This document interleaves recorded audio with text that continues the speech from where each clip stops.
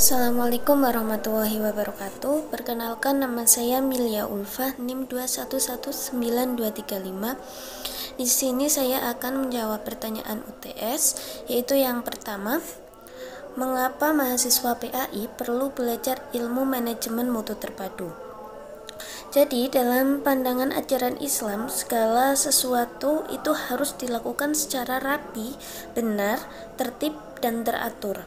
Proses-prosesnya itu harus dilakukan dengan baik dan tidak boleh dilakukan secara asal-asalan. Tak dapat disangka lagi bahwa manajemen mutu terpadu adalah suatu hal yang penting yang menyentuh, mempengaruhi, dan bahkan merasuki hampir seluruh aspek kehidupan manusia. Juga telah mengerti bahwa dengan manajemen mutu terpadu, manusia ini mampu mengenali kemampuannya, berikut kelebihan serta kekurangannya. Begitu juga dalam dimensi pendidikan. Manajemen mutu terpadu telah menjadi sebuah istilah yang tak dapat dihindari demi tercapainya suatu tujuan untuk mencapai tujuannya. Maka pendidikan Islam ini meski dan harus memiliki manajemen yang baik dan terarah, karena manajemen mutu terpadu ini merupakan suatu sistem nilai yang mendasar dan komprehensif dalam mengelola organisasi dengan tujuan untuk meningkatkan kinerja secara berkelanjutan dalam jangka panjang, dengan memberikan perhatian secara khusus pada tercapainya kepuasan pelanggan dengan tetap memperhatikan secara memadai terhadap terpenuhinya kebutuhan seluruh stakeholders organisasi yang bersangkutan. Kemudian yang kedua, ini mengenai pengertian persamaan dan perbedaan mutu absolut dan mutu relatif. Yang pertama ini pengertian mutu absolut. Mutu absolut ini mutu yang idealismenya tinggi dan harus dipenuhi, berstandar tinggi dengan sifat produk bergengsi tinggi. Adapun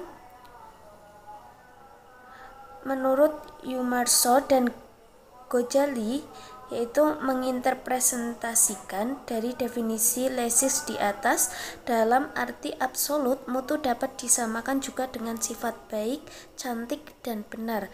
Definisi relatif tentang mutu memiliki, sedangkan mengenai definisi mutu relatif, yaitu mutu yang memiliki dua aspek persamaan dalam menyesuaikan diri dengan spesifikasi.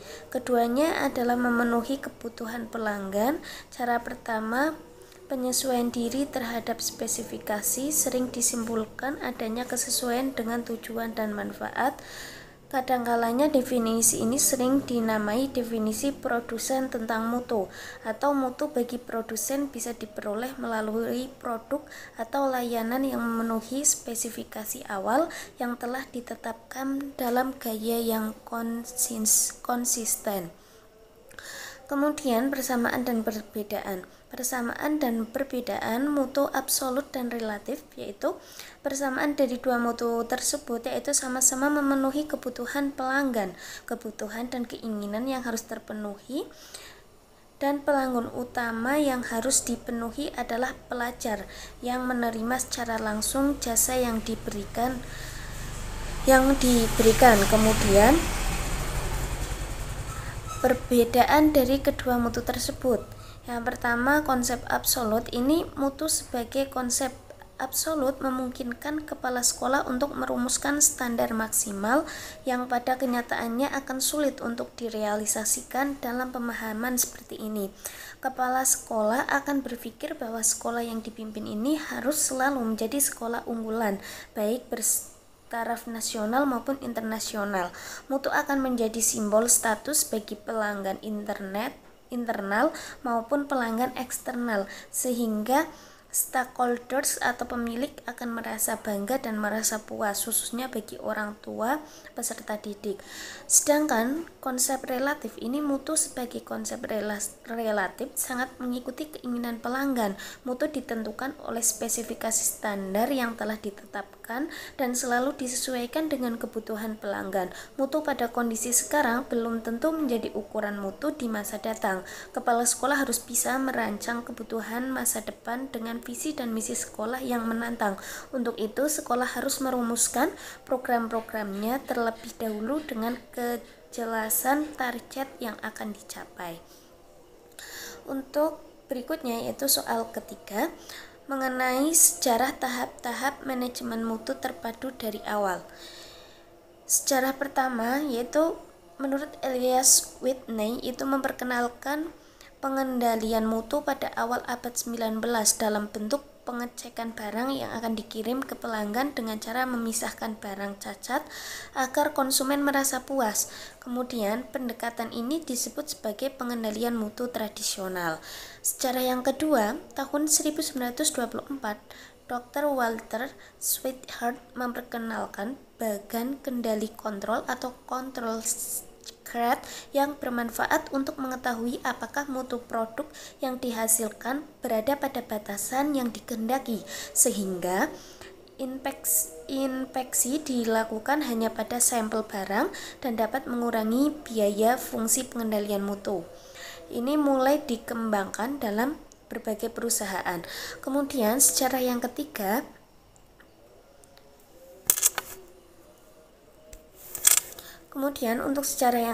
pada tahun 1950, Dr.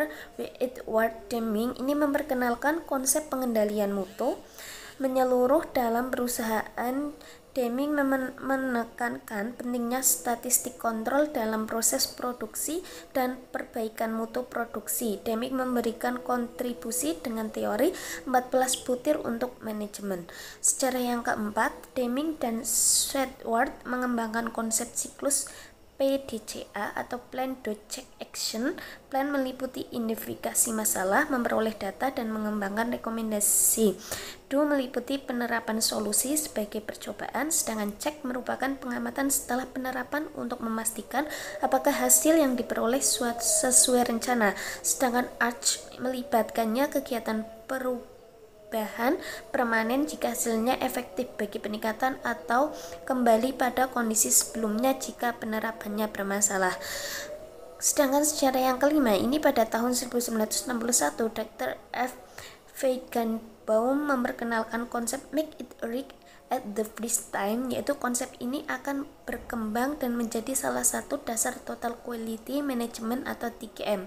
Sejarah yang keenam, pada tahun 1967, Dr. Kaoru Ishikawa memperkenalkan diagram sebab akibat yang merupakan teknik skematik yang digunakan untuk menemukan lokasi yang mungkin pada permasalahannya. Kualitas diagram Ishikawa merupakan salah satu ahli dalam 7 tools. Sejarah yang ketujuh itu pada tahun 1979, ini Philips Bicharby menekankan pentingnya pemimpinan puncak untuk menciptakan iklim kerja yang nyaman dan meyakinkan bahwa mutu adalah misi pokok yang harus dicapai oleh organisasi, dan bahwa karyawan di semua tingkatan dapat dimotivasi untuk mengejar peningkatan, tetapi motivasi tersebut tidak akan berhasil kecuali disediakan alat untuk meningkatkannya. Sejarah yang ke-8, ini pada tahun 1980, Dr. Kenichi Taguchi memperkenalkan model Taguchi. Taguchi juga memperkenalkan konsep robust design dan fungsi kehilangan dalam mutu. Konsep robust design ini menyebutkan bahwa produk harus dirancang untuk meningkatkan kinerja dengan meminimalkan efek dari penyebaban variasi tanpa menghilangkan penyebabnya. Fungsi kehilangan mutu menyatakan bahwa setiap produk harus memenuhi spesifik yang telah ditetapkan. Setiap penyimpangan dalam target termasuk kehilangan. Sedangkan secara yang ke-9 atau secara yang terakhir pada tahun 1987 itu lahirlah suatu standar tentang sistem manajemen mutu, yaitu ISO 9000 Quality Management System.